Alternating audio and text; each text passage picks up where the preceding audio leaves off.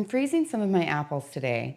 I remember the first time I went to freeze apples, I was really concerned that they would turn brown or have a bad texture to them, and I was pleasantly surprised that they not only worked well for apple crisp, apple pie, putting into smoothies, but they were also great to snack on and did not turn brown at all. So I'm going to show you how I do that. I have a mixture that I put on top of them that will keep them from turning brown. So that's what I start with. And that's with 1 cup of white sugar. And I put it into a mason jar. I just feel like it's easier to make sure it gets evenly mixed if I can shake it. And the sugar, what it does is it draws the juice from the apple up to the surface, kind of filling in those air holes. And so that keeps the apples from freezer burning. And then I also add in 1 teaspoon of ascorbic acid. The ascorbic acid is just, it's vitamin C, essentially. In fact, what you can do is you can just take a mortar and pestle and grind up vitamin C tablets. Now, I just buy it as a powder, and that has worked really well for me. And that's what keeps the apples from turning brown. So then I put them in my jar, and I just give it a couple of good shakes. Like I said, I feel like this just really evenly mixes it. And then it's really easy for me to just sprinkle it on top of my apples later when I've got them ready. Okay. So now I'll set this off to the side for when I'm ready for it. This amount of that mixture is perfect for doing 6 apples. And I try to do them kind of quickly because I don't want them to brown before I have a chance to go ahead and put the mixture on them. And I use my apple core slicer peeler. So then I just peel and slice and core all of my apples. And I honestly love this little core slicer peeler. I feel like it does just a great job. So then the next step is just to run a knife down the side. And that makes it, okay, so that one broke, but that makes it so that they're just nice little rings. Once I have a good stack of rounds going, I'll start to do the mixture on it. And I'll just kind of put them in a flat bowl and sprinkle it on the very top. And then I flip them over and I sprinkle on that side too. And once they're coated, I'll go ahead and I'll put them on the tray.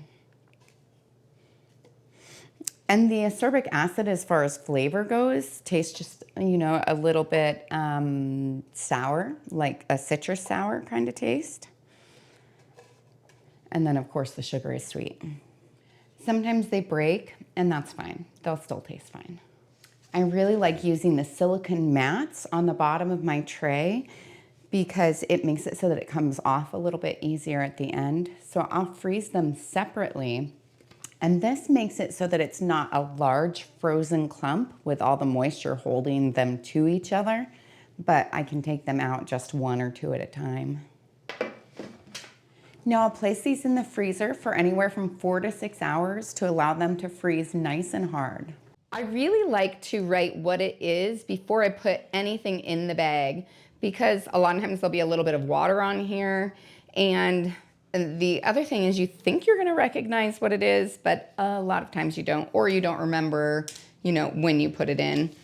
Because I'll want to make sure that these are eaten before the next season of apples comes through. It's important to get these pretty quickly into the bag because I don't want them to start to thaw. If they do start to thaw, then I'll run into an issue of them sticking to each other, which is, of course, the whole reason why I froze them separately in the first place, so that I could pull them out individually if I desired, which really is nice for when you're doing smoothies. Now, I kind of like doing it on these mats a little bit better because I can just lift up the mat. I don't have to use the spatula. I can grab it right in my hand. And they don't really stick to it. They're already starting to thaw a little bit just because I've been messing with the camera and whatnot. So I'm trying to go nice and quickly. These are even good just to eat the way they are.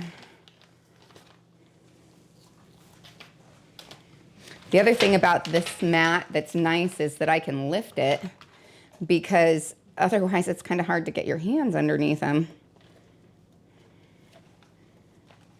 depending on the ones. So, okay, so I'll quickly put those in there. And then I have these ones. I actually took the cookie tray out from underneath it because I needed it for something else.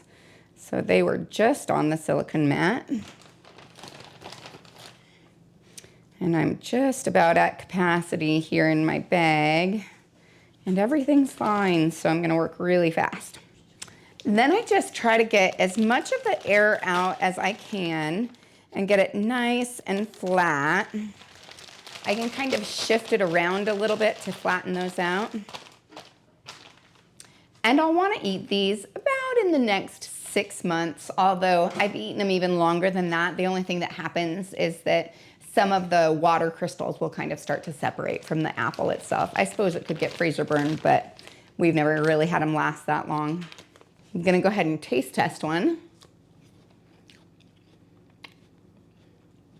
Actually, you know what? Frozen fruit is so good to me. I'm one of those people who likes to chew on ice. I know that you're not supposed to, but it's one of my guilty pleasures, I suppose.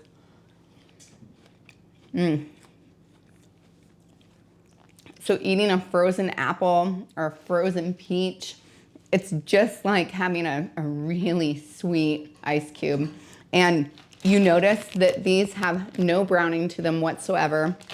They've got that little bit of extra sweetness from the sugar that's on them. They don't taste sour at all from the citric acid, but are just a lovely frozen snack or an addition to a smoothie, which is a lot of times what we'll use it for.